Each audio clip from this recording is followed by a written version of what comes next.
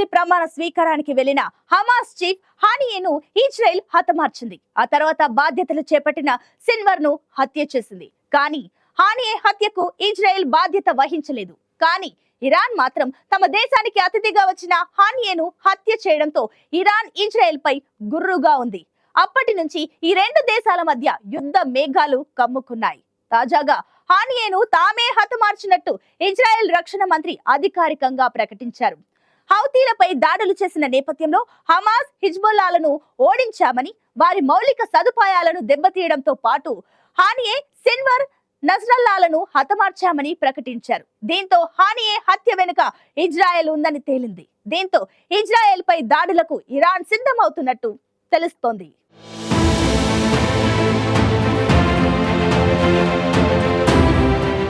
గత ఏడాది October 7న Hamas మిలిటెంట్లు ఇజ్రాయెల్లోని ఓ music concert పై దాడి చేశారు. ఈ దాడిలో 1200 మందిని హమాస్ పొట్టన పెట్టుకుంది. అంతేకాక 250 మందిని బందీలుగా తీసుకువెళ్లింది. హఠాత్తుగా జరిగిన ఈ దాడితో ఇజ్రాయెల్ ఒక్కసారిగా షాక్ కి గురైంది. వెంటనే హమాస్ పై యుద్ధం మొదలుపెట్టింది. హమాస్ అంతమే తమ లక్ష్యమని, హమాస్ ను పూర్తిగా తొలగించేదాకా యుద్ధాన్ని ముగించబోమని ఇజ్రాయెల్ ప్రధాని నెతన్యాహు ఇప్పటికే చాలాసార్లు స్పష్టం చేశారు. అయితే వారిలో చాలా మందిని హమాస్ హతమార్చడంతో ఇప్పుడు కేవలం 90 మంది మాత్రమే బతికి ఉన్నట్లు అంచనా వేస్తున్నారు. దాదాపు ఏడాదిన్నర కాలంగా సాగుతున్న ఇజ్రాయెల్ హమాస్ యుద్ధంలో 45,000 మందికి పైగా పాలస్తీనా ప్రజలు ప్రాణాలు కోల్పోయారు. నిత్యం బాంబు దాడులకు బిక్కుబిక్కుమంటూ గడుపుతున్నారు. హమాస్ అంతమే లక్ష్యంగా చేస్తున్న దాడుల్లో ఇజ్రాయెల్ కొంతమేర సఫలమయ్యింది. హమాస్ టాప్ కమాండర్లు, చీఫ్లే లక్ష్యంగా ఇజ్రాయెల్ దాడులు చేసింది. ఈ ఏడాది ఇరాన్ అధ్యక్షుడు పెజెష్కియాన్ ప్రమాణ స్వీకారానికి వెళ్లిన హమాస్ చీఫ్ ఇస్మాయిల్ హానియేను ఇజ్రాయెల్ హతమార్చింది. ఆయన నివసిస్తున్న హోటల్లో భారీ పేలుడు జరగడంతో హానియే మృతి చెందాడు.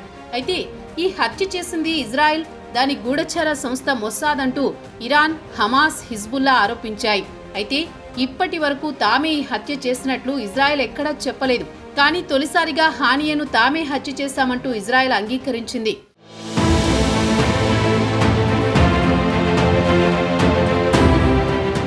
ఇజ్రాయెల్ పై అటు హమాస్, హిజ్బుల్లాలతో పాటు హౌతీలు దాడులు చేస్తున్నారు. ఈ నేపథ్యంలో ఇటీవల హౌతీలపై ఇజ్రాయెల్ విరుచుకుపడింది. వారి మౌలిక వస్తువులను ధ్వంసం చేసింది. దీనిపై స్పందించిన ఇజ్రాయెల్ రక్షణ మంత్రి కాట్జ్ హౌతీల వ్యూహాత్మక మౌలిక సదుపాయాలపై దాడులు చేశామని, దాని నాయకుల్ని హతమార్చామని తెలిపారు. ఈ క్రమంలో హౌతీలకు ఓ స్పష్టమైన సందేశం అందించాలనుకుంటున్నామన్న కాట్జ్ హమాస్, హిజ్బుల్లాలను ఓడించామని, వారి మౌలిక సదుపాయాలను దెబ్బతీయడంతో పాటు హానియే, సిన్వర్, నస్రల్లాలను హతమార్చామన్నారు. ఇరాన్ రక్షణ, ఉత్పత్తి సంస్థలను నాశనం చేశామని, సిరియాలో బషర్ అల్ అసద్ పాలనను పడగొట్టామని, హౌతీలకు కూడా గట్టి దెబ్బ తప్పదని కాట్జ్ హెచ్చరించారు. హానియేను షార్ట్ రేంజ్ ప్రొజెక్టైల్ ఉపయోగించి ఇజ్రాయెల్ హతమార్చింది. అయితే ఈ ఆపరేషన్ ఎలా జరిగిందనేది ఇప్పటికీ రహస్యంగానే ఉంచింది.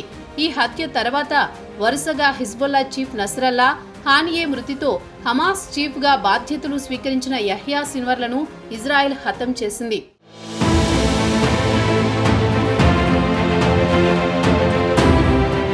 హమాస్ చీఫ్ హానియే మీద తామే దాడి చేసి అంతమొందించినట్లు ఇజ్రాయెల్ అధికారికంగా ప్రకటించడంతో ఇరాన్ ఘాటుగా స్పందించింది.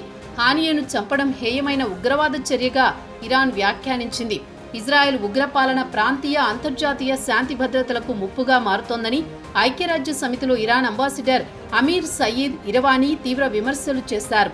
ఇదే సమయంలో ఇజ్రాయెల్ పై ప్రతీకార దాడులు చేయడంలో తప్పు ఏమీ లేదన్నారు. ఇజ్రాయెల్ వ్యాఖ్యలపై తాజాగా సిరియా కూడా స్పందించింది.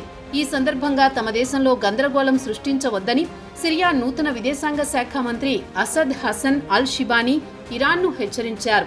ఇదే సమయంలో సిరియా ప్రజల ఆకాంక్షను గౌరవించాలి అంటూ ట్విట్టర్ వేదికగా తెలిపారు. మరోవైపు గాజాలో కాల్పుల విరమణ చర్చలకు ఇజ్రాయెల్ ముందుకు వచ్చినట్లు తెలుస్తోంది. గాజా కాల్పుల విరమణ ఒప్పందానికి దగ్గరలో ఉన్నామని ఇజ్రాయెల్ ప్రధాని బెంజమిన్ నెతన్యాహు తెలిపారు. చర్చల్లో పురోగతి సాధించామని, దీనికి కొన్ని కారణాలు ఉన్నాయని పార్లమెంటులో నెతన్యాహు ప్రసంగించారు.